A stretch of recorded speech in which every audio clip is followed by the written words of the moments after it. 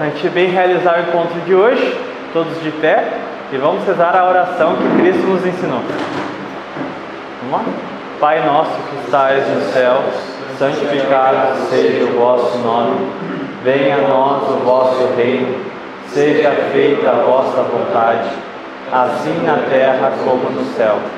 O pão nosso de cada dia nos dai hoje, perdoai as nossas ofensas, assim como nós perdoamos a quem nos tem ofendido.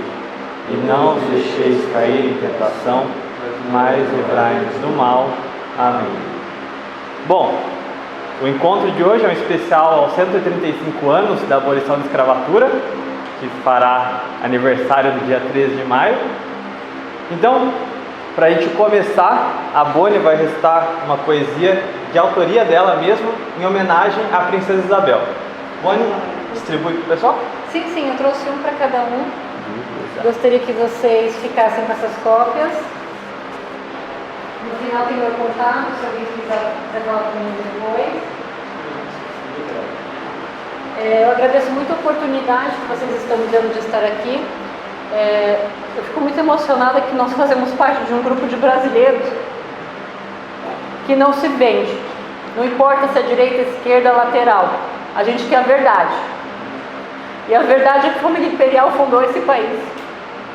E pisam e sujam o nome deles sempre que existe uma oportunidade. Nosso povo não tem memória.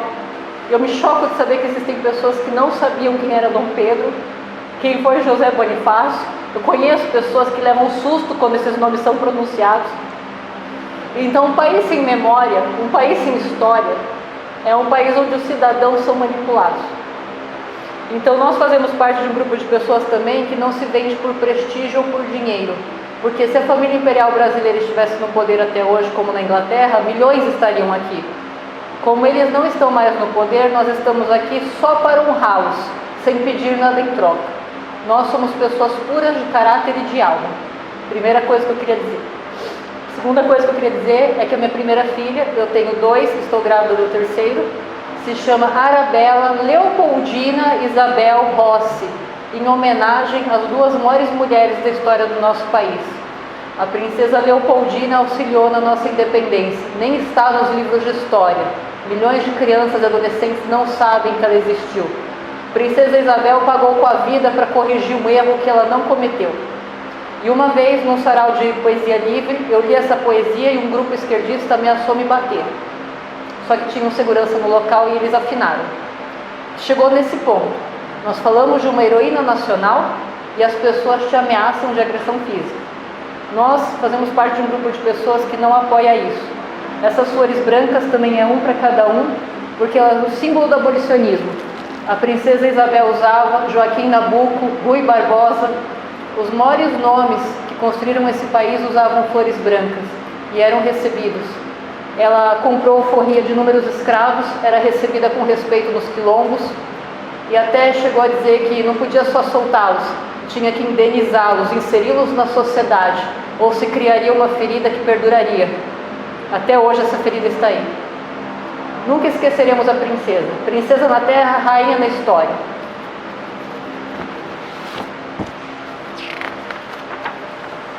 Minha homenagem à princesa Isabel. De Portugal vieram, navegando em caravelas. Um oceano infinito tiveram que atravessar. O fascínio das princesas, só delas, para num lugar nunca antes visto reinar. Aqui todas as coisas eram, são e serão. O calor, a floresta, a esperança, o receio. Eram, são e serão reais, então, ser monarquia, república, creio. Gerações descendentes por casamento se fazem, nascimentos, príncipes, condes, barões, no novo solo, outrora deles, em paz jazem. Algo que pertence, outro não toma, lições? Dom, príncipe, senhor, senhora, vós mecê, o mundo está mudando, ficaremos? Damos a independência ao povo, você, personagens históricos agora conhecemos. Confusão, incerteza, dúvida, os reais herdam o poder. O futuro, o destino, em certas avenidas, mas quem é nunca deixa de ser. Ela ilustre e delicada destaca-se, aquela que nasceu com incontáveis privilégios. A beleza e a doçura todos encantavam-se, os cabelos todos louro-régios.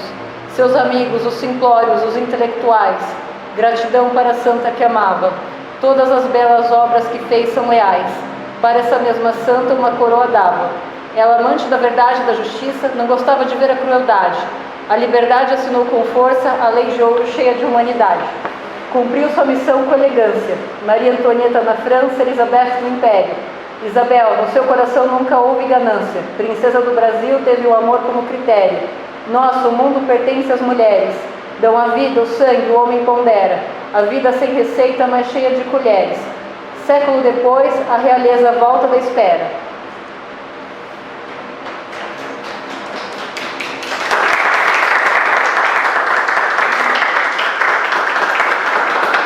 Muito obrigada.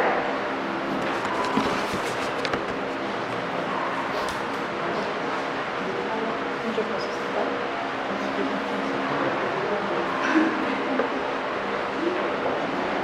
Bom, para a gente dar continuidade, ainda sobre algumas poesias de um dos principais pensadores que inspiram a Legião Anchieta, por sinal, que foi Arlindo Veiga dos Santos.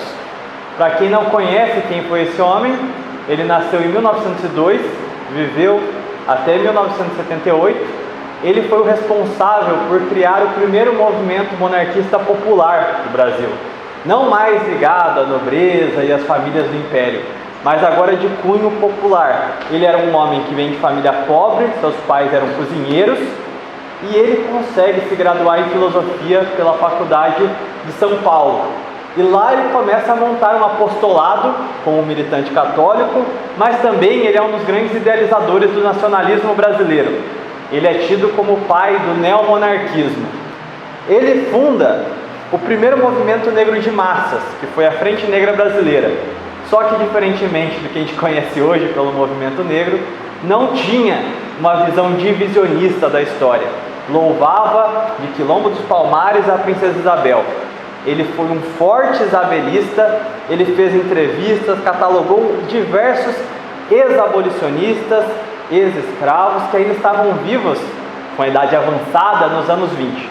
Então foi uma figura extremamente importante, não só pela atuação dele como monarquista e nacionalista, mas também no resgate da memória do movimento abolicionista real.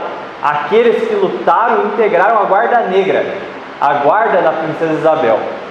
Pois bem, tem uma pequena poesia dele aqui que eu gostaria de recitar também, que eu acho que passa bastante do pensamento dele, do pensamento político dele.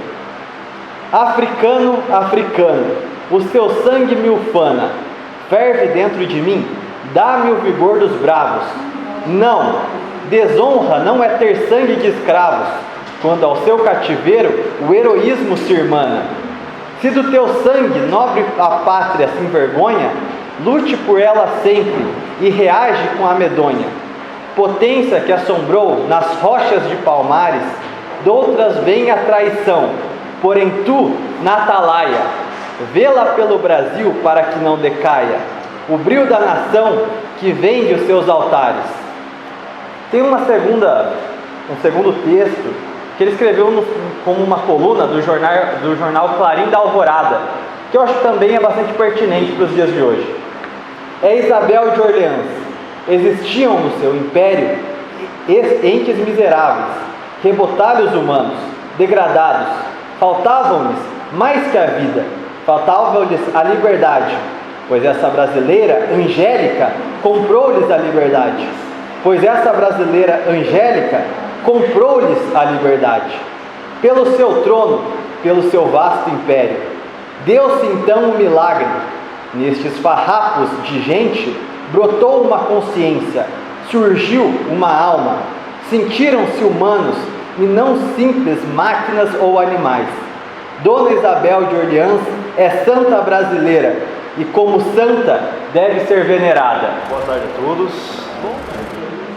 Bom, sei que já falei com a maioria de vocês, sejam bem-vindos aí a mais um ciclo de palestras da Sociedade de Estudos Políticos. Gostaria de agradecer a todos que estão aqui. Acredito que todos nós tínhamos alguma coisa, algo melhor para fazer, tinha algum lugar para ir, um futebolzinho, uma partida com os amigos, um videogame para jogar, sei lá, uma festa para ir, um amigo para visitar. mas vocês estão aqui. Todos nós estamos aqui. Isso me deixa feliz porque eu percebo que, apesar de a maioria do país ainda estar dormindo para essas coisas, apesar da maioria do país não estar ligando para essas coisas, não estar querendo saber mais sobre o Brasil, sobre os nossos problemas, ainda tem gente que se importa, que se interessa, que quer estar aqui, que quer entender os problemas brasileiros. Muito bem. Nessa tarde, faz tempo que eu não falo com o público, está complicado, a gente está nervoso. Essa tarde a gente vai tratar sobre a questão da abolição da escravatura, sobre o 13 de maio. E eu gostaria, na verdade, de trazer aqui para vocês um panorama geral sobre o que foi a escravidão no Brasil. Não falar sobre o que todo mundo já sabe, sobre as cruezas que foram praticadas no país por algumas pessoas, ou as coisas boas que aconteceram, mas eu quero passar um panorama cru do que era a escravidão sob uma visão socioeconômica.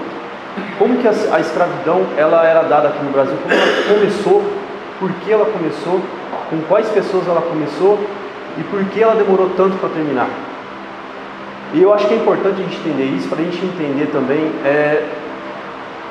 muito mais sobre a nossa própria história e sobre também, inclusive, sobre a nossa cultura atual. Por que hoje na nossa sociedade a gente tem algumas chagas que a gente não entende, chagas culturais, que são oriundas da escravidão, são oriundas dessa prática. E como a escravidão no Brasil ela se deu de uma maneira diferenciada de outros lugares, é difícil a gente tentar olhar para o país sob uma visão americana, a gente olhar para a história americana, sobre a escravidão americana, a gente assistir simplesmente um filme, uma série que fala sobre a escravidão naquele tempo nos Estados Unidos, e a gente tentar achar ali uma luz que possa nos mostrar o que é hoje a sociedade brasileira. Muitos problemas têm acontecido hoje no país, têm surgido certos movimentos divisionistas, justamente porque eles têm se apegado à história da escravidão americana e têm tentado transplantar para cá. E isso é um problema, e eu vou falar para vocês por quê. Vou trazer um panorama socioeconômico justamente para tentar desmistificar muita coisa que se é contada aqui no país. Fazendo um panorama geral da escravidão, fazendo um panorama do período cabralino, 1500, quando Cabral pisa terras brasileiras, até 1808, quando a família real aporta aqui no Rio de Janeiro, aporta na Bahia primeiramente, quando a família real vem para cá, já para fundar as bases do Império, né? Esse período que compreende aí mais de 300 anos, foi um período complicadíssimo.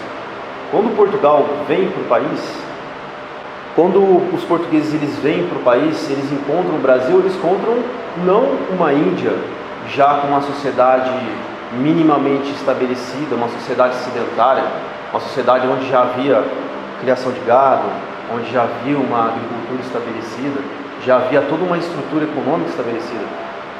Eles encontram simplesmente pessoas que moravam no meio do mato, pessoas que não conheciam um regime sedentário de vida, eles não conheciam a agricultura, eles não conheciam uma sociedade tal qual as sociedades daqueles tempos, sociedades modernas, ocidentais.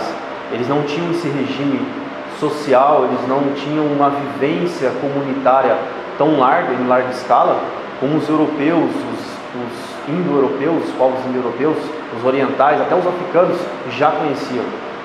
Então, com exceção aí dos incas e dos maias, que tinham sociedades até mais avançadas, o Brasil em especial, a região onde foi criado o território brasileiro, onde os portugueses aportaram, e posteriormente depois até o centro do Brasil, era uma região dominada por povos que eram praticamente nômades, ou a gente pode chamar de seminômades. Povos que viviam em comunidades pequenas, geralmente tribos que eram constituídas de 500 a 1000 pessoas no máximo, muitas vezes nem isso, às vezes era 100 pessoas, 150 pessoas. Tribos essas, milhares no Brasil, a jurisdição dessa tribo, ou seja, as leis, a tradição, cada tribo tinha a sua lei própria. Então cada tribo, apesar de falar a mesma língua e ter uma cultura parecida com a outra, de virem de um eixo cultural próximo, por ter sido originados assim do mesmo tronco genético, apesar disso, eram tantas as tribos e tantas as culturas diferenciadas que haviam muitos atritos, eram muitas as guerras. Então eram índios que geralmente não conheciam a agricultura, eles não conheciam a mineração, eles não conheciam a construção civil, eles não tinham domínio de técnicas que geralmente a gente encontra hoje facilmente na sociedade moderna, ou até naqueles tempos a gente encontra na sociedade ocidental, técnicas de construção, técnicas que geralmente são desenvolvidas dentro de sociedades desenvolvidas. São técnicas que se encontram em sociedades sedentárias, sociedades que muito tempo atrás se agruparam e desenvolveram uma interação social e uma complexidade cultural tão grande que alcançaram um nível técnico, um nível cultural muito maior, muito mais elevado. As tribos indígenas no Brasil, elas eram sociedades extremamente simples. Então eram sociedades que viviam basicamente da coleta, da caça, da pesca, e a sua religião era uma religião simples, uma religião voltada para uma religião comum como todas as outras, que buscava sempre o bem-estar, o bem comum da tribo, mas eles tinham um tino muito grande, por exemplo, para a guerra. Então o prazer dos índios, a metade do tempo deles era guerra. O negócio dos índios era guerra. Enfim, fazendo um panorama do que eram os indígenas no Brasil naquele tempo, a gente começa a entender, por exemplo, a cultura que os portugueses encontraram naquele momento. O choque cultural, o contato dos portugueses com os índios naquele momento foi muito grande.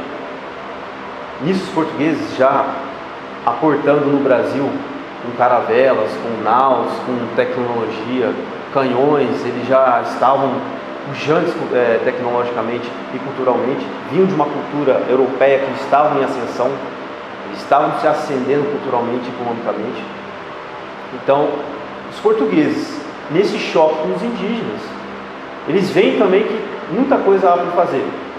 Muitas coisas havia que se fazer se quisesse montar ali uma estrutura social, uma comunidade, uma sociedade sedentária mesmo, pujante, da qual Portugal poderia ver mais para frente muitos frutos. Nesse meio tempo, nesse contato dos portugueses com os indígenas, e nessa necessidade de se criar uma cultura nesse território brasileiro, há necessidade, por exemplo, de mão de obra. Os portugueses precisam de trabalhadores da agricultura, trabalhadores, mão de obra na área de construção civil, na arquitetura, trabalhadores que possam minerar o solo brasileiro. Então, os portugueses precisam de um tipo de mão de obra especializada que geralmente era facilmente encontrado, por exemplo, em uma sociedade já desenvolvida. Na Europa você encontrava trabalhadores desse tipo. Até na África, muitas das vezes, se encontrava já pessoas que tinham essas habilidades, que já tinham conhecimento prévio sobre essas coisas. Numa Ásia, você já encontrava isso. Mas no Brasil, eles se depararam com uma sociedade que era basicamente primitiva. Eles não sabiam o que era viver para trabalhar e trabalhar para viver.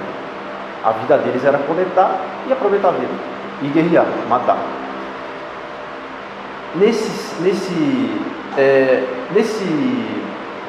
Com isso, os portugueses, eles então começam a construir essa sociedade com os indígenas. Não se fala mais dos primeiros portugueses que vieram para cá durante os primeiros 50, 100 anos de Brasil, vamos dizer 100 anos de Brasil. Somente homens vinham para cá, as navegações eram extremamente difíceis, não havia possibilidade de trazer famílias inteiras para o Brasil.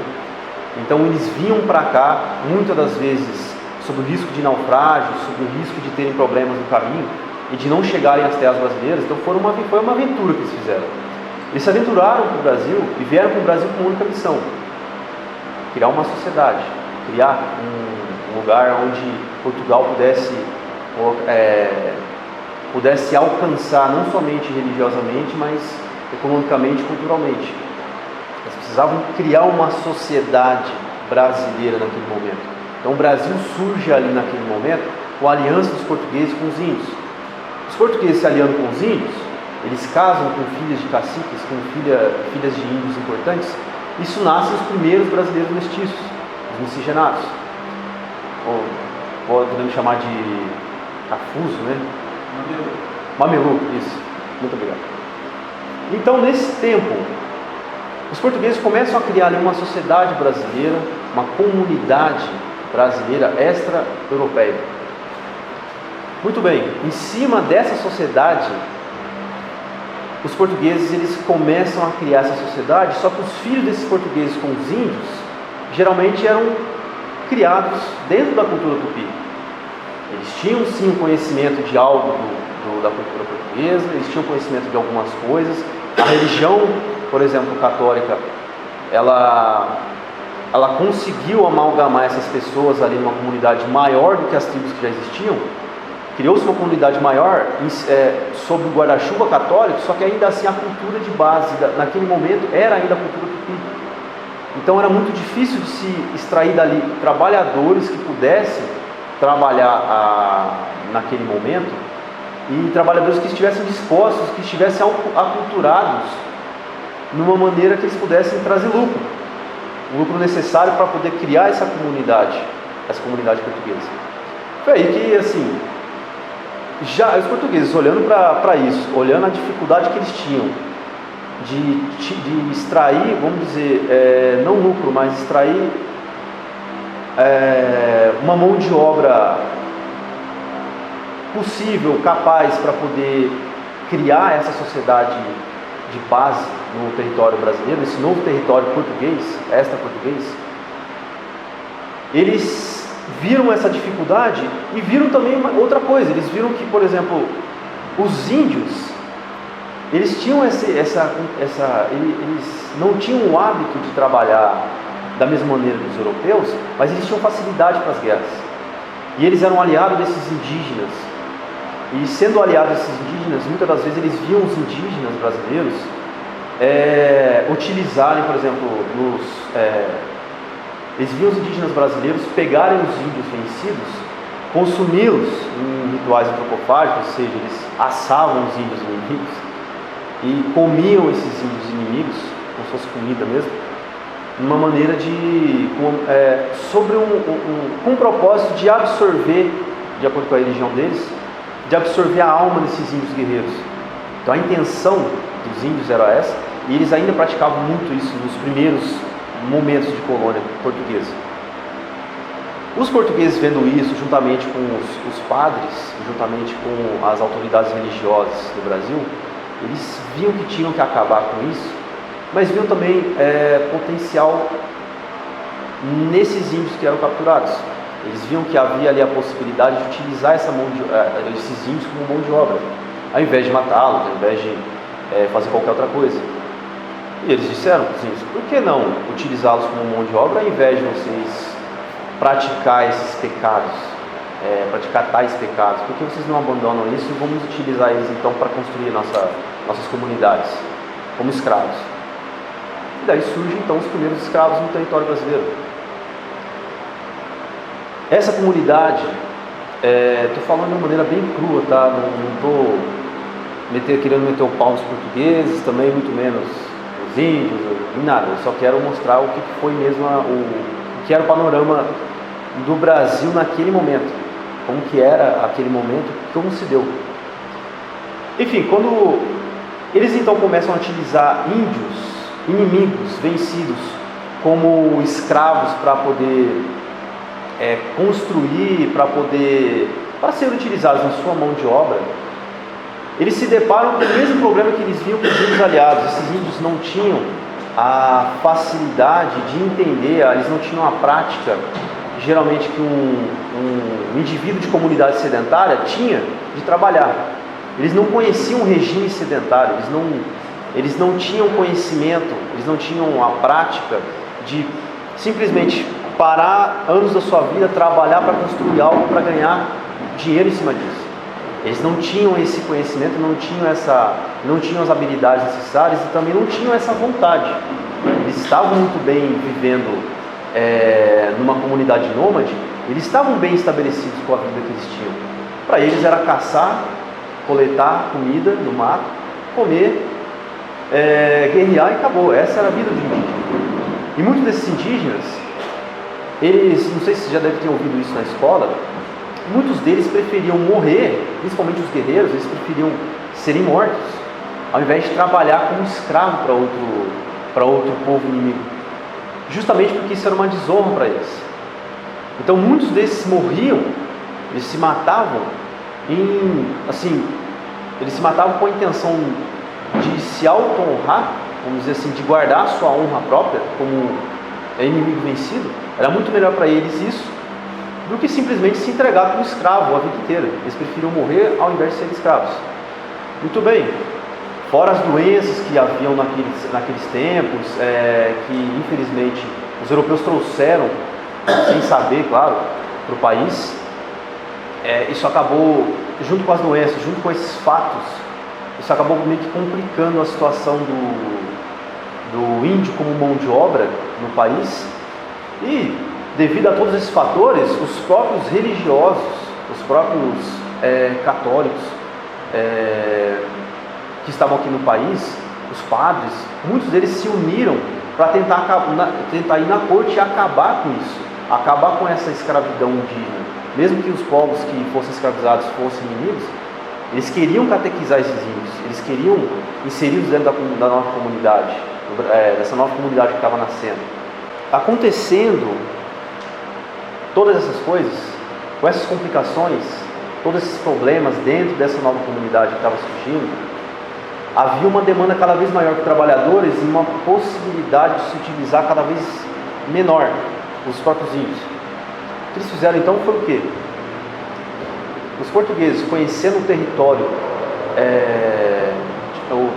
africano, já estando lá há muito tempo, eles conheciam a temática daquele local, eles conheciam a vida naquele local, na costa da África. Então eles acabaram encontrando oportunidade de utilizarem, da mesma maneira que se deu com os índios vencidos aqui no território brasileiro, eles utilizaram então os negros vencidos em territórios africanos, onde muitas das vezes os próprios negros, reis negros, líderes de povos negros vencedores, vendiam negros vencidos para os portugueses. E os portugueses, vendo que os negros tinham melhores habilidades e capacidade para lidar com uma cultura sedentária, a qual eles precisavam, eles trouxeram esses negros para cá, para o Brasil, fizeram testes. Eles conseguiram, de certa maneira, trazer o negro para cá a partir de 1540. Eles começaram a trazer esses negros e viram que o negro deu certo, não somente com o clima, mas também com esse regime complicado, difícil e novo que surgia no Brasil. E eles viram que o negro deu muito certo aqui no Brasil e começaram a utilizar a mão de obra africana aqui no Brasil. Bom, a partir de então, são 5 milhões de escravos. A partir de 1540, 5 milhões de escravos aportam no país e começam a trabalhar em prol dessa economia luso-brasileira. Então o país ele passa a depender de escravo nesse meio tempo em todas as classes sociais. Então, por mais que a gente hoje pense que quem comprava escravo naquele momento eram somente os grandes fazendeiros, os grandes escravocratas e tal, o que não está errado, realmente isso aconteceu, naquele tempo todos utilizavam mão de obra escrava, do mais pequeno agricultor até os maiores produtores de cana-de-açúcar, de toda a sorte de bem agricultável, né, vamos chamar assim. Então toda a mão de obra que era utilizada no território brasileiro naquele momento, naquela comunidade inicial do Brasil, toda a mão de obra era utilizada, mão de obra escrava. Então pontes foram construídos com escravos, são várias as construções que foram construídas com mão de obra escrava. A agricultura ela foi praticamente embasada com mão de obra escrava. Então, todo o setor socioeconômico do Brasil, naquele momento, nasce da mão de obra escrava. Fazendo um panorama geral do que foi o período cabralino até o período da vinda da família real para o Brasil, O Brasil, ele nasceu dessa interação do indígena com o português e ele cresceu, ele se desenvolveu, essa sociedade brasileira, ela se desenvolveu em cima da utilização da mão de obra escrava para construir tudo o que a sociedade tinha. Então, não somente ricos utilizavam, abastados utilizavam mão de obra escrava, mas pobres também utilizavam mão de obra escrava. Uma curiosidade é que, antes de passar para o próximo tópico, é que havia, por exemplo, tem certas curiosidades que, se você lê dentro de livros de autores como Gilberto Freire, até como Pedro Calmo, é que, por exemplo, haviam naqueles tempos agricultores, produtores rurais, que, utilizando a mão de obra escrava, muitos deles pobres, eles compravam uma mão de obra escrava, um negro ou dois, né, um africano ou dois, tal como hoje um pobre agricultor, um dono de um sítio, compraria, por exemplo, um tratorzinho para poder fazer o seu canteiro, para fazer o seu pequeno terreno de hortaliças e tal. Da mesma maneira, eles compravam um escravo ou dois para poder fazer a sua horta, fazer a sua cultura, a sua agricultura ali naquele local.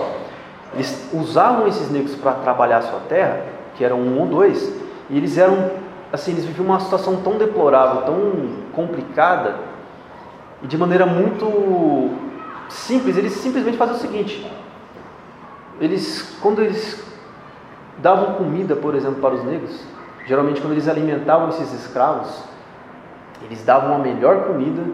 Eles davam, não a melhor comida, não vou dizer que eles comiam lagosta, né? Mas eles procuravam sempre dar o que era melhor para os escravos, e eles mesmos, muitas das vezes, eles comiam até pior do que os escravos, porque a intenção deles justamente era o quê? Esses caras precisam trabalhar a nossa terra, eles precisam ter energia para isso. Se eu tiver energia ou não, tanto faz. Estou numa posição aqui de, vamos dizer, eu estou aqui querendo lucrar. Muitas das vezes havia essas situações, e haviam várias outras situações que em outros países não haviam. Então, esse era um detalhe importante de como era a escravidão no Brasil naquele momento. Esse é um dos pontos. Esse é um panorama geral que eu fiz acerca do que o início da escravidão até a chegada do Império. Quando chega o Império do Brasil, quando chega um momento em que se funda as bases do Império, com Dom João VI, por exemplo, havia essa sociedade estabelecida. Escravos haviam por toda parte. Eram escravos de ganho, eram escravos que muitas das vezes trabalhavam em lojinhas, escravos que trabalhavam para pequenos comerciantes, escravos que trabalhavam dentro da agricultura, na casa grande, nos pequenos sítios. Escravos haviam em todo lugar, em todas as classes. Todos queriam ter escravos, todos precisavam ter escravos, assim como muitos precisam de ferramentas, de maquinários para poder produzir. Da mesma maneira, o escravo era visto assim.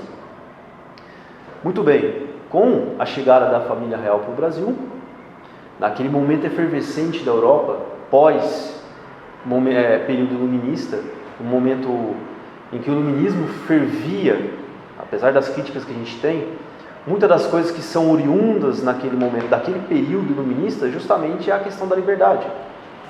E apesar de muitos problemas terem vindo do iluminismo, sou crítico voraz do iluminismo, ainda assim, essa questão de liberdade, ela alcançou também a ideia de se ter escravos no país. Quando as pessoas trazem as ideias iluministas para o país, uma dessas ideias também, não só com os iluministas, mas isso já com muitos outros,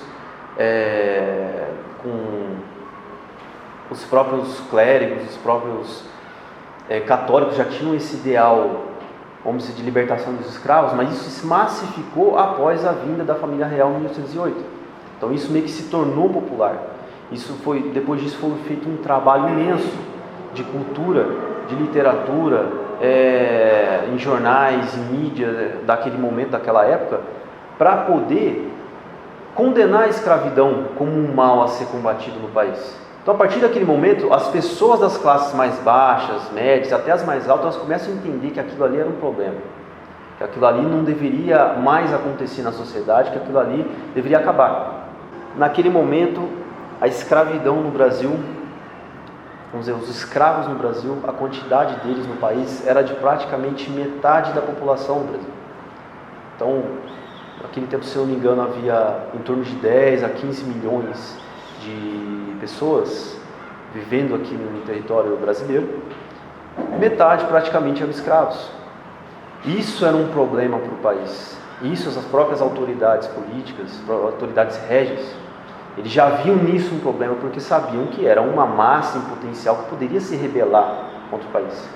Apesar da escravidão no Brasil ter se dado de maneira mais branda, os portugueses, querendo ou não, olhando sobre uma ótica sociocultural, eles foram inteligentes de quando terem trazido os escravos aqui, eles têm criado mecanismos para que o escravo se abrandasse aqui, ele se apaziguasse, ele não viesse para cá, quando ele viesse para cá, ele conseguisse se integrar à sociedade lusitana, à sociedade brasileira naquele momento.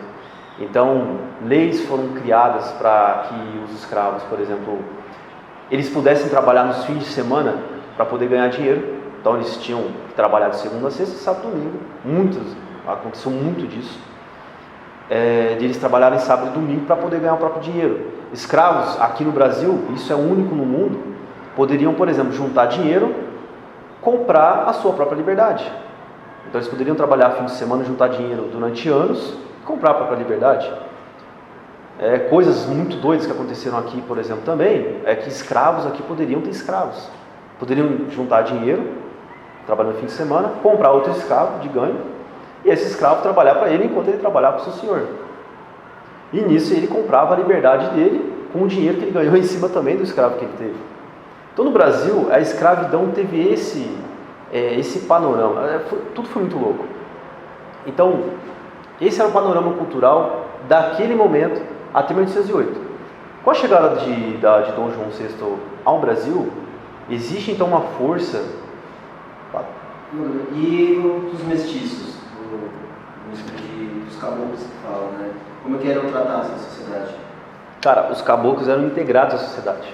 Não existia mestiço, branco, negro. Pra você ter uma ideia, foi muito bom você ter falado. Até 1808 era estimado que o Brasil tinha mais de 90% da população constituída de mestiços, de mulato, de gente misturada. Pouquíssimos eram os brancos na sociedade brasileira. Então é por isso que é difícil dizer que a escravidão no Brasil se deu pelos brancos. Os brancos escravizaram os negros. Então no Brasil isso já é difícil de dizer, porque o Brasil naquele tempo, inclusive, muito mais do que hoje, havia muito mais mulato e mestiço do que branco. Então negros, mestiços, mulatos eram praticamente mais de 90% da população. Foi muito bem colocado. Então assim, esses mestiços inclusive, muitos deles tinham escravos também. Então, quando eles falam que os portugueses que moravam no Brasil tinham escravos, os portugueses eram os brasileiros que tinham jurisdição portuguesa, mas que eram de cor mestiça, era de cor mulata. A maioria das imigrações começa depois, né? No começo dos anos 20. Sim, japonês. começa praticamente na metade do século XIX para frente, e assim, em pouca quantidade, e no século XX vem os brancos em massa, brancos, japoneses, vem de tudo. Aqui mais na região sudeste, no caso, né? Região sudeste, região sul, né? sim. Então assim, tanto que você olha o Nordeste hoje, é a mistura perfeita do branco com o negro e com o índio. Eles têm essa característica preservada, original, muitos nordestinos ainda têm, se percebe isso, essa mistura original do português com o índio, português com o negro e o próprio mestiço com o índio. Tanto que no Nordeste você não tem muita divisão entre os grupos minoritários étnicos. Como você tem aqui em São Paulo, sei lá, aqui é o bairro do italiano, aqui é o bairro, isso é mais em São Paulo, no Nordeste não tem tanto disso. Cara, eu acho que aqui... Acho que isso é mais culturalmente falando, não eu acho que tecnicamente. No Nordeste é muito mais livre, muito mais aberto para essas questões. Aqui em São Paulo, se você estiver falando da cidade de São Paulo, sim, provavelmente, realmente, eu não conheço muito bem a cidade de São Paulo, mas talvez lá tenha uma separação um pouco maior. Porém, ainda assim, não é tão presente essa separação em sociedades separadas da mesma maneira que os Estados Unidos. Sim. Os Estados Unidos, lá é sociedade italiana, sociedade Em italiana. Nova York, cada bairro tem o seu grupo étnico. Tem bairros em Nova York que até uns anos atrás, negro não entrava em bairro italiano. Se entrasse, era tiro. Aqui no Brasil isso nunca existiu. Nunca existiu um bairro tipicamente italiano, né, com exceção do Sul, que basicamente a maioria era branca. Não, lá tem divisão até entre os brancos, porque, por exemplo, Exatamente. o irlandês não gosta do italiano, o italiano não briga com o protestante. Sim, é mais uma divisão nacional do que racial. Não é uma questão étnica de divisão entre branco e negro. É uma questão mais nacionalista. Eu sou filho de alemães, isso aqui é filho de polaco, não gosto. Isso aqui é filho de italiano para mim não presta. Então, basicamente, se tiver, é basicamente baseado em nação do que baseado em Ou em etnia. religião, porque no americano você tinha muito preconceito contra irlandês e italiano por eles serem católicos. Sim. Mas muito bem, continuando aqui. Muito bem ponderado esse comentário. Então, é legal porque assim, a gente precisa saber que a sociedade naquele momento era constituída basicamente 90% por mestiço, cafuzo, mulato, mameluco, e o resto, ainda assim, acho que até posso dizer que até menos que 10% era branco. Então dizer que o Brasil é um país racista naquele momento que praticava escravidão já é vou falar português bem claro, uma burrice. Não tem como o Brasil ser chamado de racista. Simplesmente porque havia escravidão. O fator escravidão no Brasil era se dado por era outra coisa, não era por etnia. Mas enfim, voltando ao assunto, o panorama econômico do Brasil naquele momento era esse. Os portugueses, então, quando vêm para o Brasil, além da abertura comercial, quando a família real, vem para o Brasil, além da abertura comercial que é praticada aqui, a abertura dos portos, a abertura do país para o mundo, acabou causando também certos problemas, certos embates, vamos chamar assim que é melhor. Esses embates foram o quê? Um desses embates é nessa questão da escravidão. A Inglaterra, não se sabe se ela foi boazinha, se ela foi malvadona naquele momento.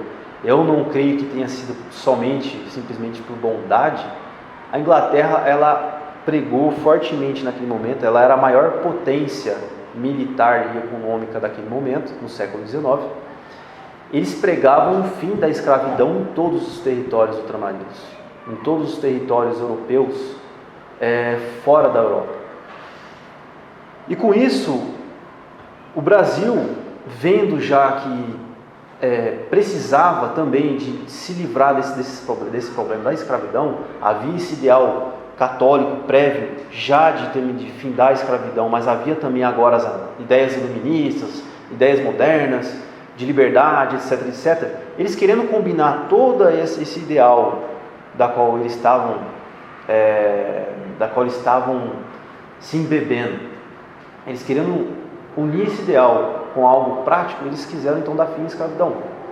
Então começam a surgir, com a independência do Brasil, começa então a surgir, já pela necessidade de tornar um país soberano e também para evitar com que o país, por exemplo, caia em mãos de países como Inglaterra e França, que poderiam, por exemplo, limitar o tráfico de escravos, que poderia limitar também, em consequência, a mão de obra que viria para o Brasil.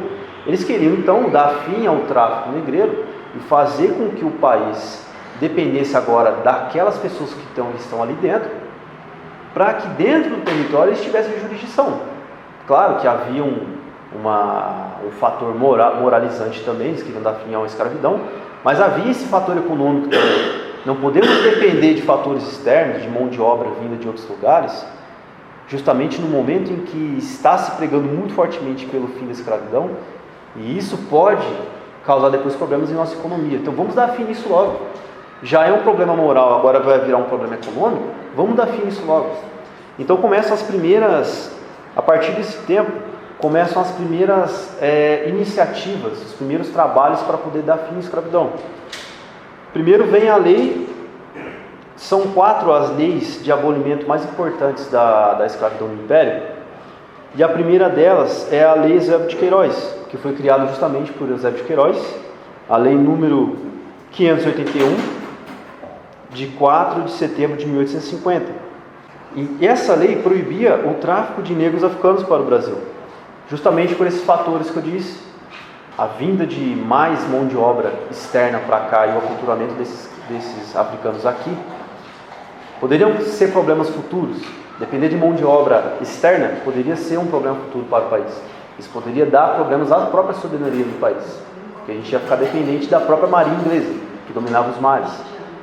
A segunda lei é a lei do ventre livre, de 12 de maio de 1871. E ela foi uma lei de autoria do político José Maria da Silva Paranhos, o Visconde do Rio Branco. É uma lei que ela fez valer a libertação automática dos filhos de escravos nascidos a partir daquela data. Então, a partir daquele momento, todo filho de escravo que nascesse era livre, independentemente se o escravo ainda estava com o senhor, qualquer que fosse a situação do escravo que tivesse tido filho, o filho dele era livre. A terceira lei que surgiu é a lei dos sexagenários, ou a lei Saraiva-Cotegipe. É uma lei que foi criada em 28 de setembro de 1885, já quase no fim do Império. Ela foi criada pelo conselheiro Saraiva e pelo barão de Cotegipe, e dava liberdade aos escravos que completassem mais de 60 anos, sendo, claro, senhores indenizados e 65 anos sem indenização. Então havia essas duas possibilidades: do escravo ser liberto com 65 anos sem indenização, onde o senhor não tivesse indenização, e 60 anos com o senhor sendo indenizado. E a quarta lei e a última foi a maior delas, que é a que dá o tema para a nossa palestra, o nosso encontro, que é a lei Áurea, ou a lei imperial número 3.353, que foi criada em 13 de maio de 1888. É a lei que extinguiu de vez toda a escravidão no Brasil. E ela sendo criação do Rodrigo Augusto da Silva, que era um conservador ministro da Agricultura do Império, filho do barão do Tietê, José Manuel da Silva, e com a sanção da princesa Isabel. Bom, houveram muitos problemas durante a abolição da escravidão no Brasil. Houveram muitos problemas, sim, porém de maneira muito mais branda do que nos Estados Unidos, que teve uma guerra civil por causa da abolição da escravidão. A diferença é que, por exemplo, a escravidão nos Estados Unidos, de maneira bem rápida, o Estado federal, o governo federal americano, os Estados Unidos, por ser um país separado, cada estado tendo a sua lei independente, a sua independência, naquele momento, os Estados Unidos era uma comunidade que se integrou para se defender da Inglaterra, uma comunidade totalmente diferente e separada uma da outra. Eles tinham autonomia. No momento em que se fala de se abolir a escravidão nos Estados Unidos e que se abole a escravidão através de uma canetada, os estados que ainda tinham escravos, que ainda eram escravocratas em sua grande maioria, eles se rebelam contra os Estados Unidos, claro, pelo fator ainda queremos nossos escravos, não queremos libertá-los, vocês não mandam aqui, eles são nossa propriedade, mas um outro fator também é que vocês estão criando um poder ditatorial. Então muitos foram os problemas nos Estados Unidos e isso culminou na Guerra Civil Americana. Todo mundo já deve ter visto um filme, todo mundo já deve ter visto a destruição que foi nos Estados Unidos por causa de uma canetada simples. Então no Brasil, olhando o exemplo dos Estados Unidos, eles fizeram isso de forma diferente no Brasil, de uma maneira mais branda. Tanto é que quando se criou a Lei Áurea, quando se sancionou a Lei Áurea, a porcentagem estimada de escravos, de negros que ainda eram escravos no Brasil, era de apenas 15%. E isso ninguém fala. Então apenas 15% ainda eram escravos. Então quando se deu o fim da escravidão, os únicos que foram, entre aspas, olhando de uma maneira bem crua, lesados pela Lei Áurea, foram os grandes proprietários de terras. Justamente esses grandes proprietários, que eram influentes dentro da política brasileira naquele momento, uma grande parte, inclusive teve parte no golpe que derrubou a monarquia. Então, olhando essa experiência brasileira e comparando com a americana, a gente vê que a experiência brasileira sempre foi, ela sempre, não somente a própria escravidão, mas também a própria abolição, ela foi feita de maneira muito inteligente, de maneira a abrandar toda toda a questão eles fizeram isso de maneira muito inteligente, desde a instituição da escravidão no país. Eles fizeram de uma maneira com que abrandasse as pessoas que vieram para cá como escravos, mas também depois, quando houve a abolição da escravatura no país, eles fizeram isso de maneira também visando abrandar todos esses problemas que poderiam vir para o Brasil, que poderiam surgir no Brasil.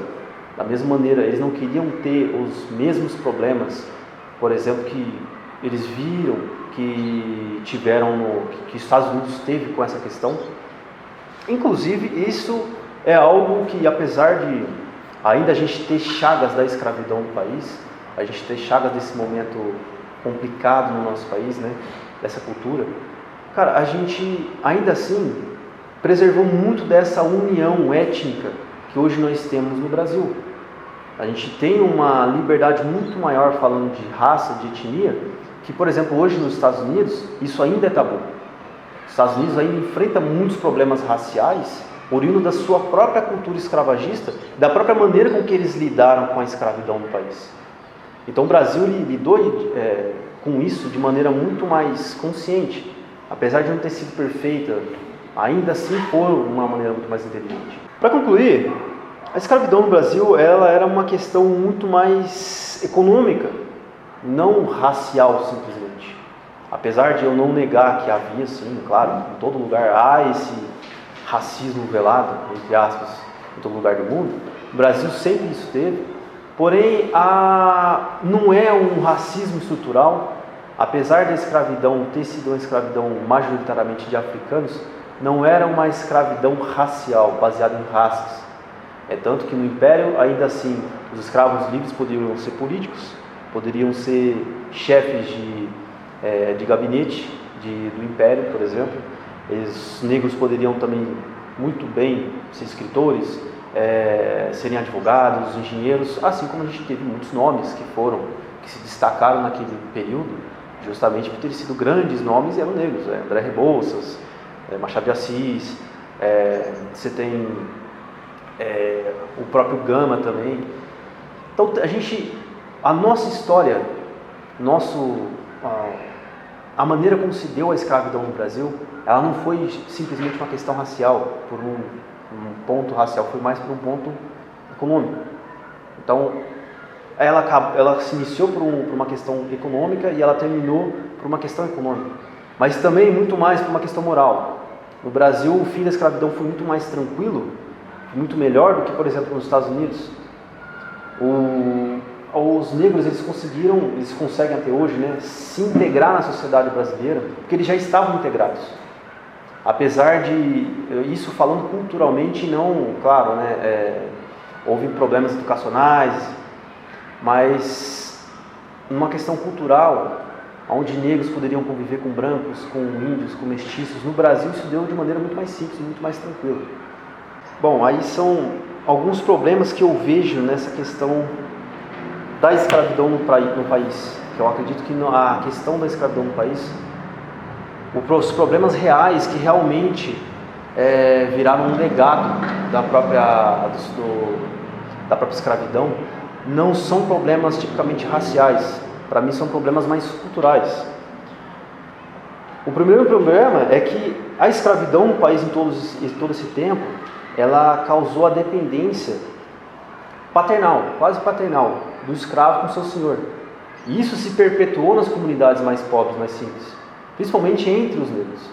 Eu falo isso tanto por estudar essa parte do que foi a história do Brasil e tal, tanto por estudar essa parte sociológica do Brasil, cultural do Brasil, mas também por vivência. Eu vejo isso também muitas das vezes no dia a dia de onde eu moro. Eu consigo montar esse panorama, consigo ver também em outros lugares parecidos com lugares onde eu moro. Então, essa dependência paternal, ela meio que causou ela causou problemas na própria cultura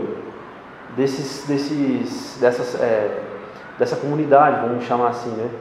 Esses ex-escravos.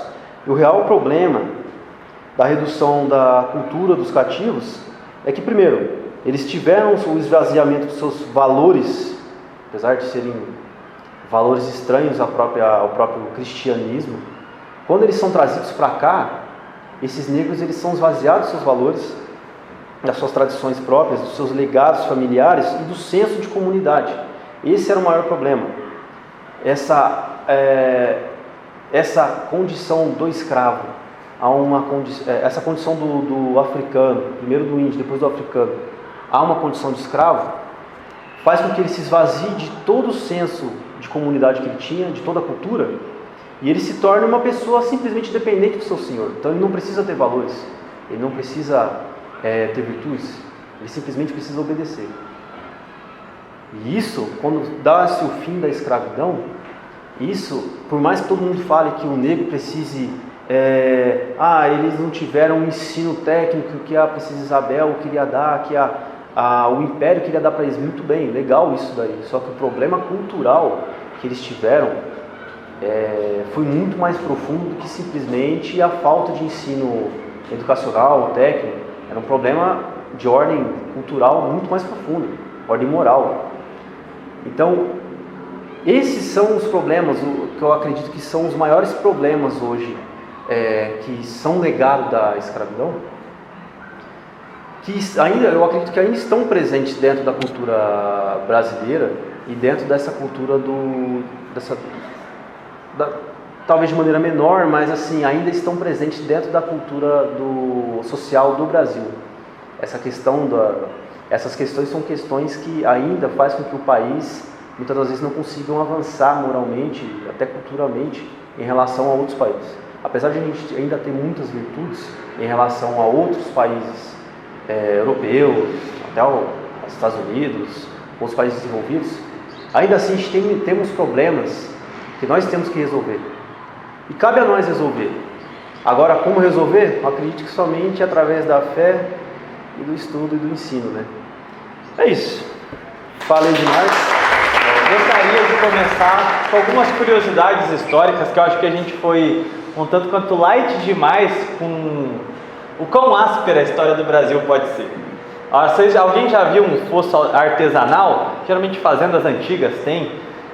Na época em que Dom João chegou ao Brasil, era um país, era uma colônia na prática, então era muito atrasado. A grande questão é que era muito comum no Rio de Janeiro mesmo, por exemplo, ter os tigres. Alguém já ouviu falar sobre os tigres? Tigre. Que eles pegavam aqueles baldes de madeira e iam caminhando pela cidade inteira para jogar os dejetos das casas no mar, geralmente. Mas também existia nos quintões do Brasil os poços artesanais que eram feitos... Thiago, por que tigre? Ah, sim, perfeito. Tigre foi justamente porque eram vasos artesanais, caixotes de madeira, que pingavam o chorume na pele do escravo. E com aquele sol escaldante do Rio de Janeiro, aquilo era como um ácido na pele dele. E ficava as marcas. E aí pareciam... As costas como se fosse... as costas ficavam todas rajadas, como de um tigre. Outro fato interessante relacionado ao interior é que eles faziam fossas para despejar o esgoto. E quando tinha os famigerados negro-fujões, que tinham os capitães do mato para pegar, um dos castigos comuns, um dos mais elevados, era pegar o sujeito, jogar na vala e deixar alguns dias lá, no meio das fezes, dos dejetos. Bom, além disso também, alguém sabe como era feito para diferenciar um negro escravo de um negro livre? Quando o sujeito é escravo, ele não tinha sapato, então ele passava anos descalço. E vocês já devem ter visto algum pé calejado, o pé vai ficando enorme por causa dos calos. O que diferenciava um negro escravo de um negro liberto era o calçado. Mas aquele que foi escravo e ganhou sua liberdade, ele ainda tinha as marcas em seus pés. Então não cabia os calçados. Então o que ele fazia? Amarrava no braço, amarrava na cintura, para que ficasse claro que ele não era um escravo. Então o sapato era a marca da liberdade dele. Esse é a real condição da escravidão no Brasil. Mas ao mesmo tempo, não sei se vocês já tiveram a oportunidade de ler Minha Formação, de Joaquim Nabuco, mas ele diz como ele se tornou um abolicionista. E ele diz que ficou embasbacado quando um negro, fugido de seu senhor, chegou até a fazenda da tia dele, implorando que a tia comprasse ele. Ele não buscava liberdade, ele buscava outro senhor. Que realidade explica alguém clamar para continuar sendo escravo, só que de outra pessoa? Aqui nós entramos na democracia racial de Gilberto Freire. Talvez ao ouvir esse termo, coraçõezinhos esquerdistas palpitam forte. Mas Gilberto Freire aponta que o modo de produção do Brasil colonial, a casa grande, o latifúndio, ele cria uma sociedade dentro daquele ecossistema chamado Casa Grande. A Casa Grande ao centro, com os mestiços libertos que prestavam serviços, mas também a senzala, onde os escravos ficavam. A grande diferença, já que o Gabriel apontou aqui os panoramas da sociedade americana, norte-americana para a brasileira, é justamente a concepção de um matrimônio, de uma relação, de uma consciência étnica. Nunca passou pela cabeça de um anglo-saxão se aproximar de uma mulher negra, ou o inverso, uma mulher branca de um homem negro. Os casos de quando aconteciam eram ostracizamentos públicos. Homens negros que se relacionavam com mulheres brancas no período colonial dos Estados Unidos, o cara era crucificado em praça pública. O sujeito que se relacionava com uma mulher negra era excluído da vida social. Enquanto cá nos trópicos a situação era um pouco diferente. O senhor de engenho que via a menina escrava crescendo, via suas roupas ficando curtas e algo começava a mexer com ele ali dentro. E aí surgem os primeiros mulatos. Isso não foi uma condição de exclusão social do sujeito, do senhor de engenho, que, aqui sejamos claros, que abusou de sua escrava. Ele não era punido socialmente por isso. E os filhos do senhor de engenho com escravas não tinham status de escravo. O senhor de engenho assumia em partes aquela criança. Não se tornava um varão de família, pois não? Você está falando faz parte da minha história. A minha bisavó era escrava e deve ter tido relacionamento com o senhor de engenho. Nasceu meu avô em 1888, eu conheci meu avô. Durante 30 anos eu vivi com meu avô. Então, a minha bisavó era escrava. Meu avô, nasceu em 1888, já era liberto. Né? Casou com a minha avó, que era descendente de holandês com índio. Né? Por isso que o meu interesse de vir aqui, né? Porque eu também estou comemorando, né? Meu avô tivesse vivo, hoje ele teria 135 anos. Sim. Essa é a pátria mestiça. Exatamente. Essa é a raça brasileira. Só um segundinho. Sim. Então, é isso que você acabou de falar. Então, o senhor de engenho assumiu meu avô, né, deu o nome, que devia ser português, então Félix Monteiro. Porque hoje eu sou Félix Monteiro. Né? Meu pai José Félix Monteiro, eu Nicole Félix Monteiro, e meu filho Luiz José Félix Monteiro. Isso é uma coisa importante. José do Patrocínio, um dos pais do abolicionismo, o caso dele é ainda mais controverso. Ele é filho de padre. O padre se engraçou com uma escrava e ele se viu na obrigação moral, não uma obrigação legal, de dar educação para o seu filho. É por isso que José do Patrocínio vai ser um dos maiores jornalistas e dono de jornais, ainda no Brasil Império. Antes da abolição da escravatura, um homem mulato, filho de escrava, ele era dono de jornais do Rio de Janeiro, na capital do Império. Por quê? Porque o pai deu instrução para ele, pagou os estudos, fez-o um homem de fato. Essa é a grande questão. Isso é a democracia racial de Gilberto Freire. Não é uma romantização como se o Brasil não tivesse as suas marcas, as suas cicatrizes. Pode falar. Enquanto isso, os Estados Unidos nem pagavam o dia, porque nem cidadão é considerado, nem propriedade podia ter.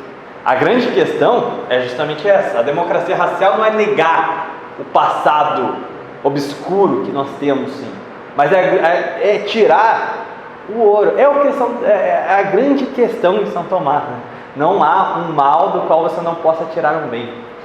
Então essa é a grande questão. A nacionalidade, ela surge desse suco, que é sim de sofrimento, mas de uma experiência única na história da humanidade, que foi o empreendimento nos trópicos. A sociedade brasileira é única no mundo, a única sociedade cósmica, mestiça e que conseguiu ordenar uma natureza indomável para todos os outros povos europeus que aqui tentaram fazer empreendimentos.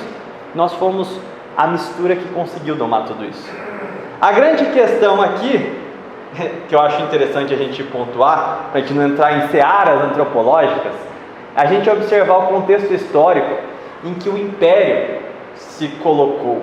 Porque alguns conhecem meu canal no YouTube, mas eu uso o codinome Saquarema, que é em referência ao Partido Conservador do Império. E o Partido Conservador é extremamente controverso. Quando a gente chega no século XIX, a gente encontra em cenário internacional uma Inglaterra já fortalecida, industrial, potência econômica e militar, principalmente marítima. Agora que eles não precisavam mais do trabalho escravo, e vale lembrar, os maiores mercadores de escravo da história da humanidade foram os ingleses e os judeus. Isso precisa ficar bem claro. Você olha para os portos brasileiros, quem patrocinou por quase 400 anos o tráfico negreiro? Foram essas duas classes. A grande questão é que quando não foi mais útil, devido à Revolução Industrial ter ganhado corpo na Inglaterra, eles resolveram pagar de cristãos. Os mesmos caras que fundaram uma igreja que era subordinada ao Estado inglês, agora queriam falar sobre cristianismo. E aí eles começam a dizer que a abolição não é aceitável para os países cristãos. E eles começam, a partir da proibição do tráfico negreiro, eles assumem uma postura que iriam atacar todas as nações, as embarcações que estivessem envolvidas no translado. O Brasil ele cai em uma seara muito complicada nesse sentido. Nós tínhamos o famigerado Triunvirato Saquarema, que seriam talvez os nomes mais célebres da nossa elite política do século XIX e que está até os dias de hoje, que era o Rodrigues Torres, Eusébio de Queiroz e o Visconde do Uruguai. Nessa época, Bernardo Pereira de Vasconcelos, que foi o fundador do Partido Conservador, ainda estava vivo na liderança do partido.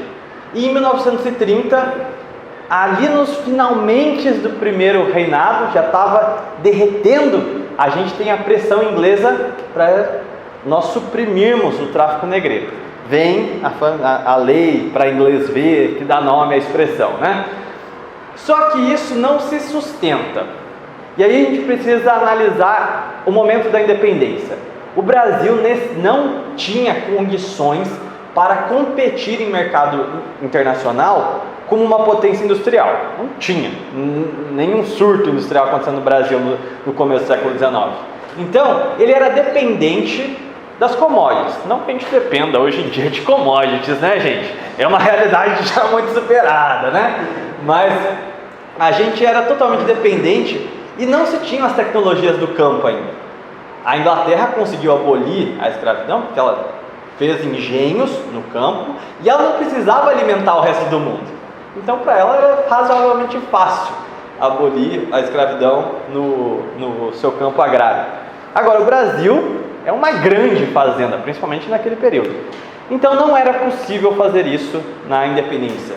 Bonifácio tinha esse interesse, principalmente estratégico, porque ele parece até que ele previu o futuro, porque ele dizia que se o Brasil se envolvesse em uma guerra, nós teríamos cá 1/3 da população favorável ao inimigo, porque poderiam vislumbrar a liberdade.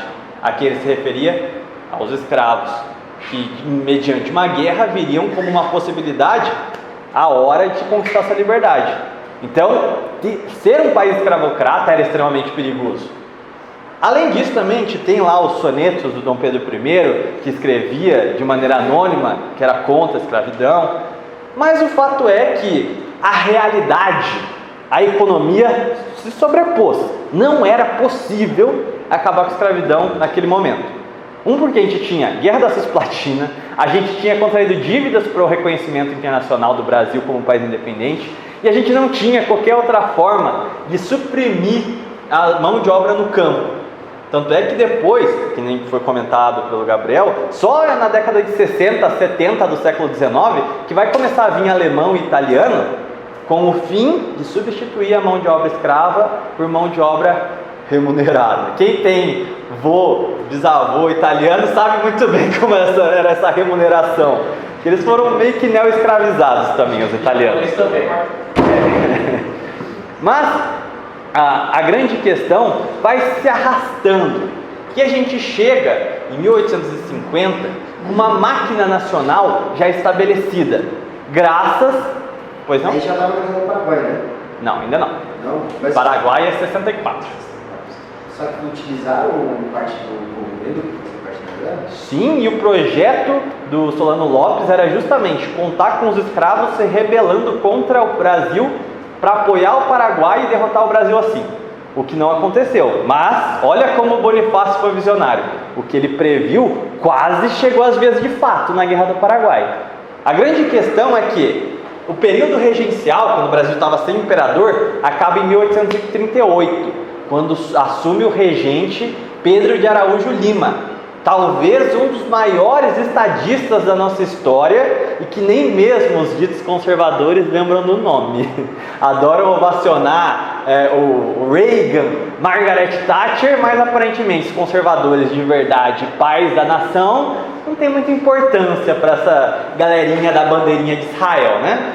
Mas a grande questão é que Pedro de Araújo Lima cria um estamento nacional, ele lapida as instituições e monta uma máquina funcional. Cessam as rebeliões que se tinham cortando de norte a sul o país, que o Brasil da década de 30 quase se fatorou em diversas republiquetas devido ao avanço liberal federalista. Pedro de Araújo Lima é esse grande estadista à frente, o rei constitucional, como ele era chamado, porque ele tinha as atribuições de imperador, mas não tinha o sangue azul. A grande questão é que vem o golpe da maioridade em 1840, Dom Pedro II assume as suas funções. Começam as pressões cada vez mais fortes internacionais de embargo ao Brasil. No Senado e na Câmara vão começar a se debater como suprimir o tráfico negreiro. As elites cafeicultoras, café ainda vai vir lá para frente. As elites agrárias, principalmente ligadas ao tabaco e a cana-de-açúcar, eles vão tentar prorrogar ainda com a lei para inglês ver e manter o tráfico. Só que os conservadores, que eram representantes das elites agrárias, a contragosto, eles descobriram que para ser estadista você tem que tomar remédios fortes. Então, você vai sentir quando você é um homem de Estado, você tem envergadura de homem, você tem que tomar decisões que nem sempre o seu eleitorado vai ficar batendo palma e gostando de você. Então eles assumiram a postura e se comprometeram com a lei Eusébio de Queiroz, o banimento definitivo do tráfico negreiro. O nome Eusébio de Queiroz vem propriamente do deputado Eusébio de Queiroz, que foi um dos cabeças do Partido Conservador. Então a gente já vê que o abolicionismo esbarra muito na história do Partido Conservador do Império. Só que o que acontece? Em dado momento, a abolição começa a ganhar o palco do debate público nacional. A gente tem a Guerra do Paraguai, que acaba em 1870. Enquanto a guerra estava acontecendo, já se tinha justamente esse temor de como que o escravo vai se posicionar perante a guerra. Vai se rebelar contra a pátria? Não. E aqui eu volto a lembrar Arlindo Veiga dos Santos com uma célebre frase sua de que o negro é um nobre, porque mesmo na dor soube amar o que é a pátria. Mesmo na condição de escravo, nunca traiu o seu país. Diferentemente de alguns cientistas que no começo do século XX, negando o mestiço brasileiro, adotaram as políticas de embranquecimento. Ou seja, em termos objetivos, o negro brasileiro é muito mais valoroso e patriótico ao país do que essa cambada cosmopolita das capitais, que foram os primeiros a se aventurar e negar a nação. A grande questão é que os escravos participaram heroicamente na Guerra do Paraguai sob a promessa de que, se voltassem, seriam livres. Muitos, de fato, foram. Também nunca cheguei a fazer um estudo de caso para saber quantos realmente foram, quantos tomaram calote. Não posso afirmar nesse ponto qual foi a realidade. A grande questão é que, acabada a guerra, era inegável que o elemento negro na sociedade brasileira se sentia brasileiro e merecia a cidadania, a dignidade. Não existe a pátria livre, que era estrofe do hino imperial e hoje hino da independência, enquanto a mácula da escravidão não fosse superada. E o abolicionismo foi crescer. Eu vou só postar aqui para não voar o papel, tá, gente? A mácula da escravidão começa a entrar no enfoque do debate público. Até a Confederação da Confederação Abolicionista, que é um conglomerado de frentes, de diversas frentes ideológicas que defendiam o fim do cativeiro. O que acontece? Aquela elite que construiu o país, deu estabilidade, fez do Brasil uma nação, um estado, já estavam começando a morrer, chegar numa idade muito avançada. Caxias não tinha muitos dias pela frente. Bernardo Pereira de Vasconcelos há muito havia falecido. Visconde de Itaboraí também não restavam-lhe muitos anos de vida. Visconde do Uruguai já havia partido. Um dos cabeças do Partido Conservador era o Visconde do Uruguai. E ele morreu até que razoavelmente cedo, ainda na década de 50 do século XIX. Visconde do Uruguai, ele era casado com a irmã da esposa do Visconde de Itaboraí. Compliquei a mente de vocês agora, né? Ou seja, cada um deles, eles não tinham nenhum laço. O Visconde do Uruguai e o de Itaboraí não eram familiares. Mas um casou com a esposa que eram irmãs. Então eles se tornaram membros de uma família. Por que o nome Saquarema? Eram cunhados, então. Cunhados, você estava tentando lembrar a palavra. Por que Partido Saquarema, Partido Conservador? Porque ali no começo da década de 60 se iniciou o cultivo do café. Muita gente lembra de São Paulo, mas o cultivo do café começa no Rio de Janeiro. Depois vai vir para São Paulo com maior expressão. Uma dessas cidades cafeicultoras era o distrito de Saquarema. E lá estavam as terras conservadoras, como eram chamadas. Porque todos os grandes nomes do partido haviam vindo de fazendas dali. Inclusive as esposas desses dois grandes estadistas brasileiros. E aí nasce o Visconde do Uruguai II, filho do Visconde do Uruguai, José Paulino. Tem o José Paulino e o José Soares. José Soares é o filho do José Paulino. É complicado porque eles têm o mesmo nome, pai e filho com o mesmo nome, aí complicou tudo. O que acontece é que faz então o filho do Visconde do Uruguai ser sobrinho do Visconde de Itaboraí. E o Visconde de Itaboraí foi o mais longevo dos grandes estadistas do Império. E ele vai inserir o seu sobrinho na política imperial e vai ensinar-lhe todos os dotes de um grande estadista. E qual que era o grande ponto do Itaboraí? Foi no seu gabinete em que começaram a haver as demandas pela lei do ventre livre. e ele já começou a ver que a coisa começava a ficar estranha. Mas não porque ele era um escravista em essência, mas porque de tal forma ele amava sua pátria, que ele estava disposto a tomar os remédios amargos. Ele percebeu uma tendência no imperador. O imperador faria sua primeira viagem à França, e o imperador, todo pomposo e progressista, queria chegar nos círculos abolicionistas franceses como um monarca libertador, abolicionista. O parlamento começou a pressionar o Visconde de Itaboraí para aprovar a lei do ventre livre. O imperador começou a conspirar contra Itaboraí pela lei do ventre livre.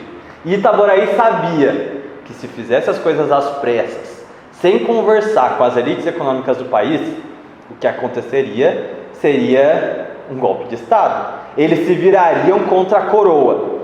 Itaboraí não estava disposto em pegar a missão de vida, não só sua, como de todos os seus companheiros e das suas futuras gerações, jogar no lixo por amadorismo, que no caso foi representado pelo imperador naquele momento. Ele tomou um remédio amargo e foi derrubado de maneira paulatina através de fofocas na corte de que o imperador estava fritando ele para tirar ele do gabinete. E assim foi feito. O imperador foi para a França como grande libertador. Mas por trás das cortinas, 1870, publicação do Manifesto Republicano, na cidade de Itu. As coisas já não iam tão bem. Na Confederação Abolicionista, cresciam alguns nomes.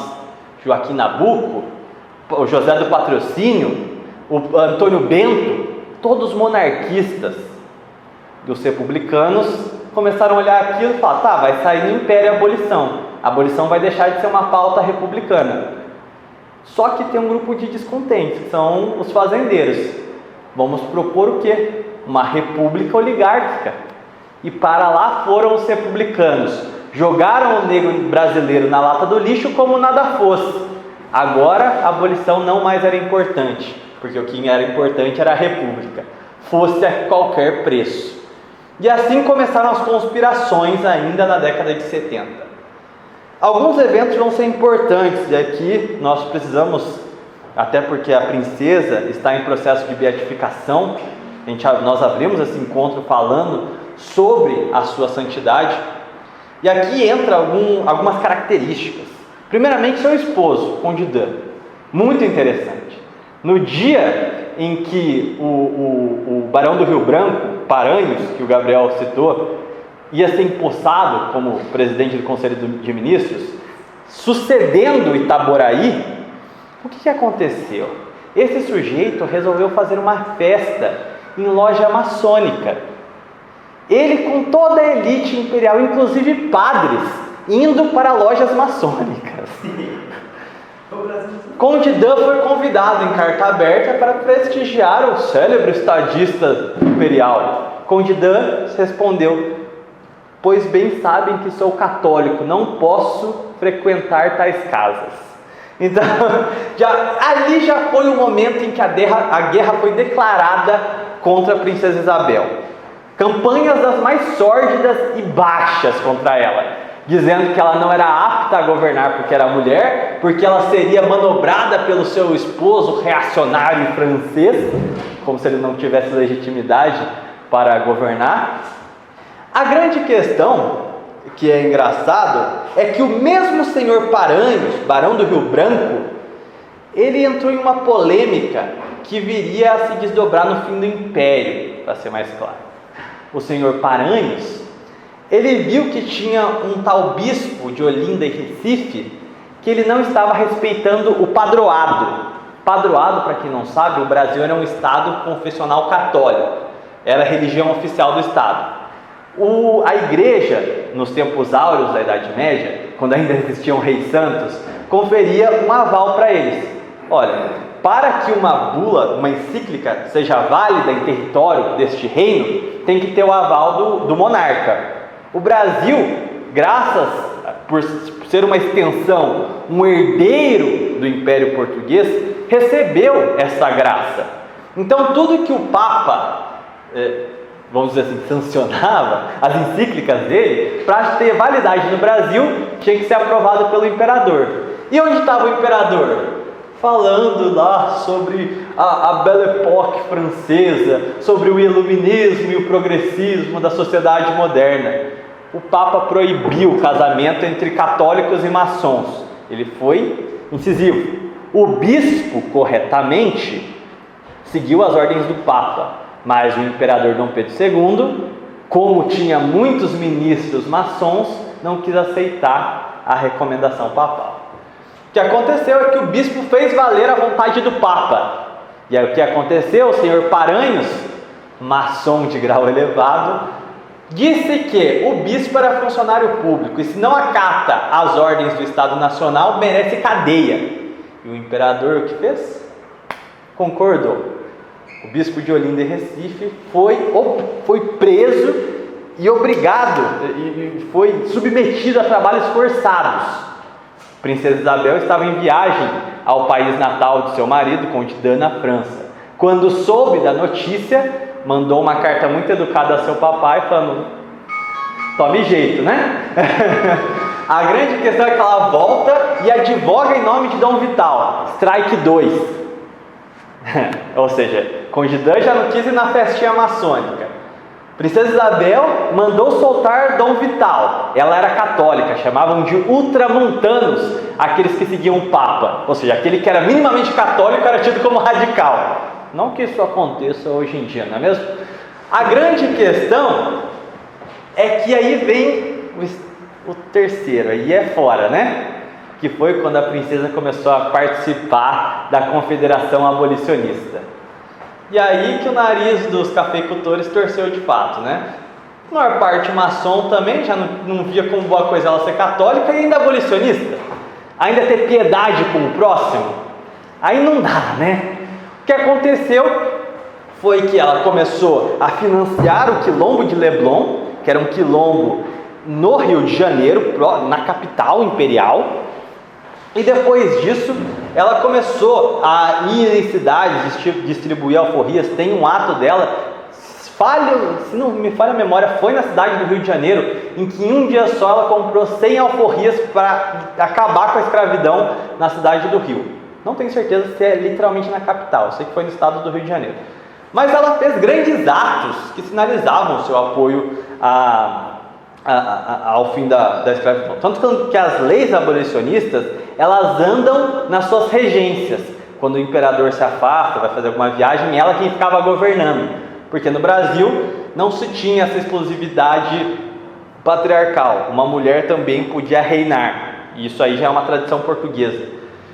Ibéricas, falha a memória. A grande questão, e aí que a coisa começa a ficar interessante, é que a história ela é muito complexa. Diante desses fatos, Visconde do Uruguai II, que foi criado por seu tio, Visconde de Itaboraí, que queria acima de tudo a unidade do Brasil, começou a ser o presidente, a liderança do Partido Conservador na Câmara. E ele sabia que se a princesa fosse incisiva demais, o império ia cair. Ele não era um maçônico como os demais, mas ele era pragmático. Ele sabia que se essas coisas continuassem andando como estão, o império ia cair. Então ele foi enfático em lutar contra os abolicionistas na Câmara.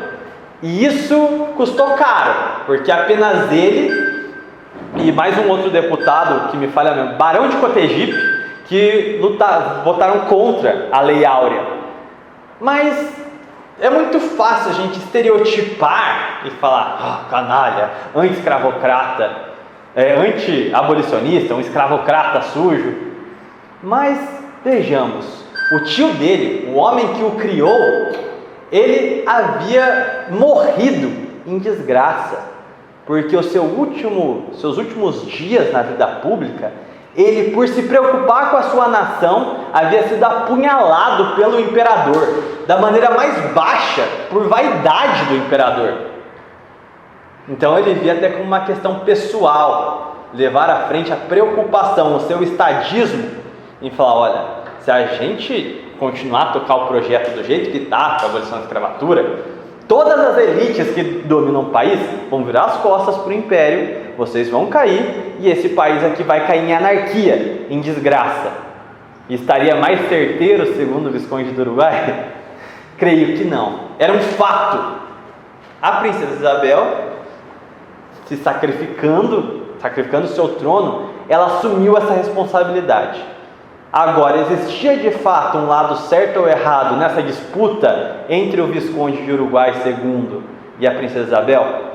Eu acredito que não, porque o estadismo é o remédio amargo, é analisar as coisas pragmaticamente e é em benefício da nação. E apesar da princesa ter agido como uma força humana, ela não agiu como estadista. E o problema é que ela tinha um grande programa pós-abolição. Trouxe grupos salesianos para dar instrução técnica para os libertos. Ela tinha um programa ferroviário com André Rebouças para uma mais ou menos reforma agrária, que era justamente para alocar os libertos de uma forma que eles fossem assimilados pela economia. Ela tinha todo um programa de desenvolvimento social e econômico. Só que nada disso podia ir à frente. Por quê? Se colocou os bois à frente da os bois atrás da carroça, né? Não. De uma maneira. Mas a grande questão é que ela não soube lidar com a situação. E ela perdeu o império. E qual foi o custo para a nação disso? O custo é a desgraça que a gente vive até os dias de hoje. Só para agregar aí esse ponto, essa questão dos escravocratas, dos anti-escravocratas, o fim da abolição, é que naquela época o conceito de propriedade, a propriedade era muito mais baseada em cima das propriedades, por exemplo, o maquinário, os escravos eram muito mais, era uma propriedade muito mais valiosa para empréstimos, essas coisas, do que território, terreno, lote. O conceito que a gente tem hoje de lote, propriedade de loteamento e tal, no Brasil ainda era assim, não havia ainda de maneira tão avançada como hoje. O conceito de propriedade naquela época era basicamente a propriedade mais forte naquele momento, mais estável para um grande empresário, entre aspas, era o escravo. O escravo era a maior propriedade que Em termos de proporção, abolir a escravidão seria equivalente a mais ou menos você abolir o automóvel. Vamos supor que do nada o Estado confisca o carro de vocês. Essa era a percepção que os senhores de escravos tinham. Era o Estado expropriando um bem deles. Então assim, não estou dizendo que isso é correto, mas ser um historiador depende de você entender a época. Pois não. Fazendo uma apologia americana, é o mesmo problema nos Estados Unidos, porque o sul era mais resistente à escravatura, porque lá é onde estava a maior parte das fazendas. Então, para o norte, era muito fácil fazer a abolição, porque a maior parte era cidade industrial, então ele não dependia todo mundo para escravo. Aí entra o grande panorama que eu quero, para encerrar aqui, de o que a Pátria Nova propunha à nação, que poderia ter acontecido no terceiro reinado, mas que por falhas de Dom Pedro II, não deu bases para o legado de sua filha. Qual era uma corrente em ascensão do Império, no Partido Conservador do Império naquele momento? Era o ultramontanismo, esses católicos radicais que preferem obedecer ao Papa do que o imperador liberal. A grande questão é que quem foi o governo, qual foi o governo que aboliu a escravidão? João Alfredo Correia de Oliveira. Não sei se alguns aqui conhecem a TFP, a famosa TFP dos anos do século passado, que ela ficava na cidade com seus estandartes de leão, estandartes vermelhos com leão dourado, tradição, família e propriedade. João Alfredo Correia Oliveira era tio-avô de Plínio Correia de Oliveira, o líder da TFP. Ele já era um ultramontano, católico, radical. A princesa também era uma ultramontana. Nós tínhamos o João Mendes, outro ultramontano do Partido Conservador. Nós tínhamos Carlos de Laet, outro recém-impossado parlamentar, católico, tomista. Ou seja, a gente estava vendo uma renovação por fora desse pragmatismo maçônico que existia no Partido Conservador. A gente estava vendo uma corrente que apontava para o futuro.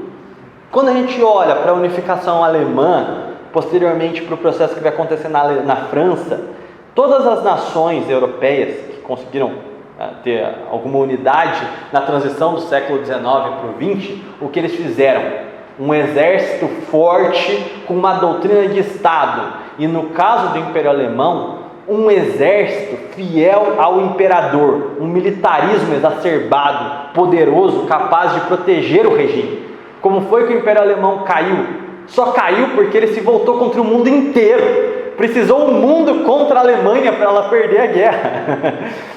O que o Brasil tinha para fazer ali naquela virada?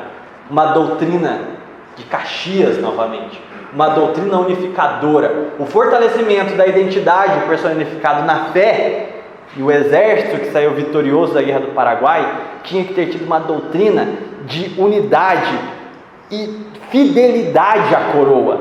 Mas quais foram os passos adotados pelo imperador devido à sua pomposidade progressista, querendo ser um homem dos tempos modernos? O que ele fez? Se negava a cair em personalismos. Ele dizia que o Estado tinha que ser impessoal, sendo que o Estado era a cara dele. Ele se negou a criar uma doutrina de defesa da coroa, do cetro, e o que aconteceu? O positivismo se infiltrou nas academias militares e tomou de dentro para fora o Estado brasileiro. Se nós tivéssemos um exército forte, não seria problema reprimir as elites do café, não seria problema a distribuição de terra para os libertos. Mas, como diz o ditado, a estrada para o inferno é pavimentada de boas intenções. Então, toda vez que você vê um governante muito correto, fala assim: não, eu não posso tomar uma ação de homem porque eu tenho que jogar dentro das 4 linhas da Constituição. Quem pegou a indireta assim de se abraçar. Quando? Exatamente, né? Tem gente que teve a oportunidade de fazer uma série de coisas e,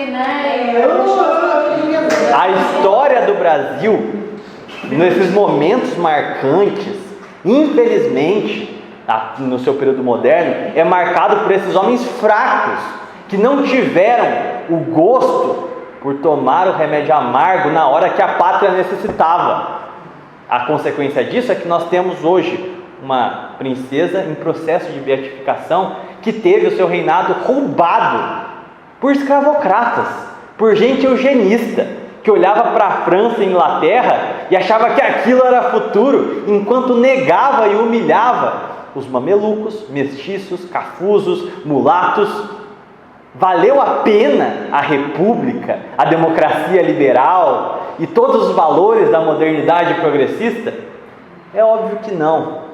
Então, além de rememorar esta data, o 13 de maio, é importante a gente refletir também a experiência histórica em si, que continua se repetindo, como a gente viu no caso recente. Bom, gente, a gente vai partir para a distribuição das flores. E muito obrigado a cada um que esteve aqui hoje. É muito bom que nós tenhamos um grupo que ainda mantém viva a memória da pátria. Como eu disse no último encontro, nação é tradição e tradição é memória. Enquanto ela ainda existir, a pátria não terá sido arruinada. Bom, muito obrigado a todos.